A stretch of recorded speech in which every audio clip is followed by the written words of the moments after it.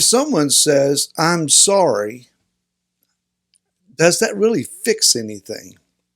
Hi, this is Barry Phillips, 10-Minute Torah, continuing with day 2 of a double Torah portion, Tazria Metzora.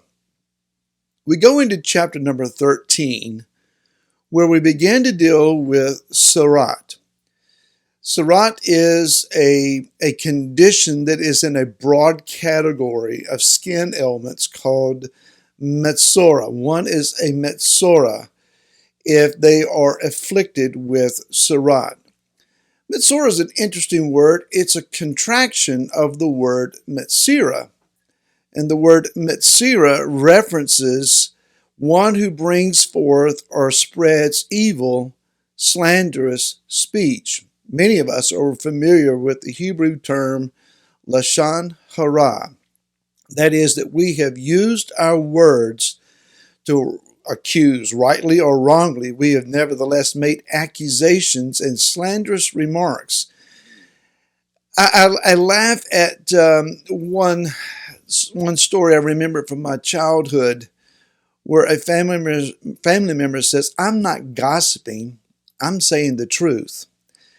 It really doesn't matter whether you're speaking truth or lies. If we're using our words to malign the character, offer slanderous accusations against, or speaking evil of someone, that is Lashon Hara.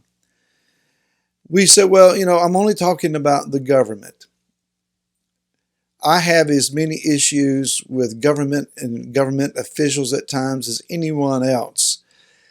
Doesn't give me the right to go out and use slanderous accusational words against them. I may not like them. I still have to bite my tongue. So our situation is this. One has somehow maligned, accused, slandered, spoke evil of someone else, and their skin begins to reveal the evil nature that is laying hidden inside of their hearts. This is actually an act of mercy from the hand of our Creator. He is allowing you and I to become very much aware, keenly aware, that there is something going on the inside of us that needs to be dealt with, that needs to be treated, that needs to be paid attention to. Otherwise, it would just lie there resident, not really dormant, but just resident and quietly so in our own estimation, and we would never realize fully how much we need to deal with it. So the issue is not an issue so much of judgment, but actually one of mercy. And so Yeshua taught us that it's not what comes into the body that defiles us. He said it is the evil that comes up out of our hearts, our slanderous words, our evil intentions, our adulteries that are hidden and resident inside of us. They come out of our mouths, and those are the things, they defile us. Yesterday we were talking about ritual purity. Do we not realize that our words hinder our prayer lives? The book of Yaakov, James, teaches us that out of the same mouth should not proceed blessing and cursing. So if I accuse and slander someone and then go to the Father and ask His favor and blessing upon myself and my family, my prayer life has been hindered. Is my words, or are my words of accusation and slander the same effect of Yah taking His fingers and placing them in His ears? Those are questions that you need to deal with. In the book of Ephesians, chapter number 4, beginning with verse 29, Rav Shaul says, "Let no corrupt word come out of your mouth." Let me say that again. "Let no corrupt word come out of your mouth, but only such as is good for the use of building up, so as to impart what is pleasant to the hearers. And do not grieve the set-apart spirit of Elohim, by whom you were sealed for the day of redemption." How will we do that? By using slanderous speech, corrupt words. He says, let all bitterness and wrath and displeasure and uproar and slander be put away from you, along with all evil, and be kind toward one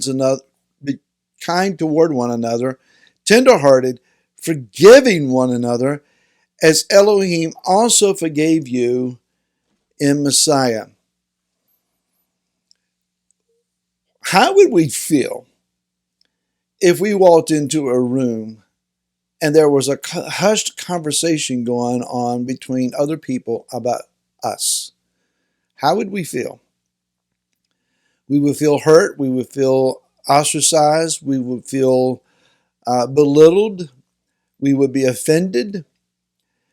How would you feel if you went into an atmosphere of prayer, came into the presence of the Most High, and Yeshua was there speaking against us instead of in behalf of us?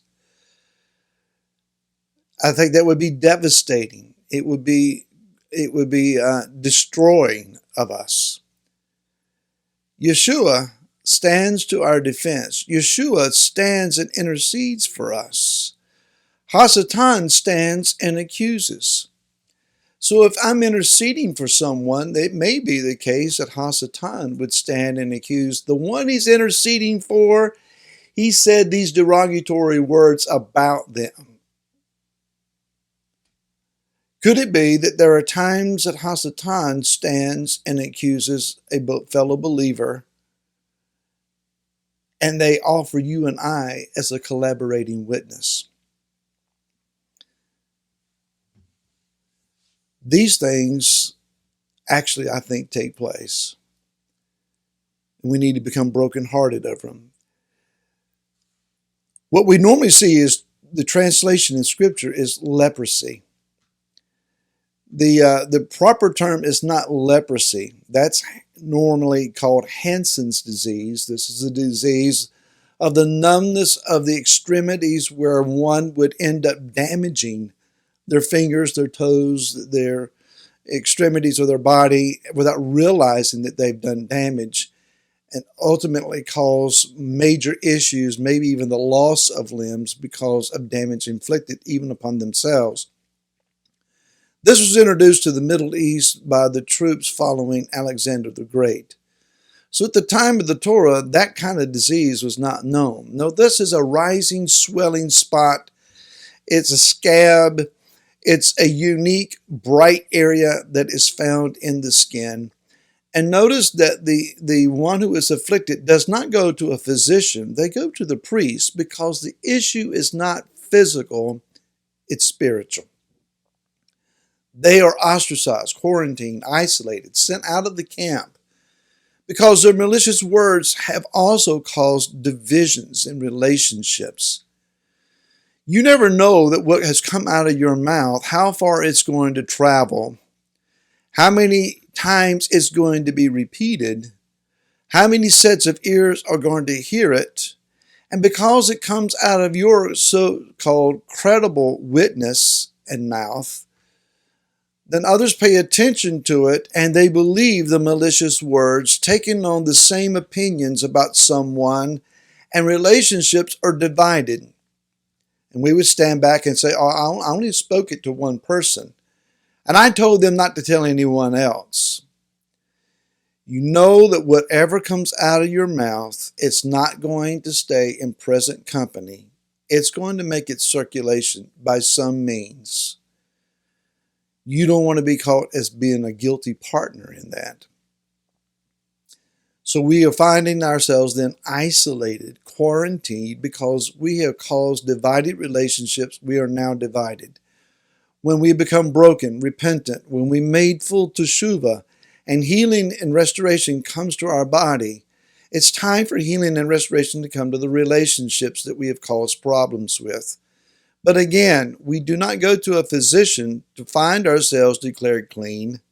This is not cured with some kind of concoction or medicine.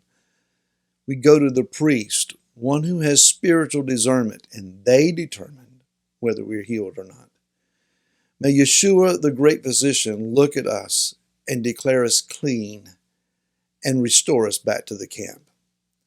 We'll talk about this more tomorrow. Until then, shalom.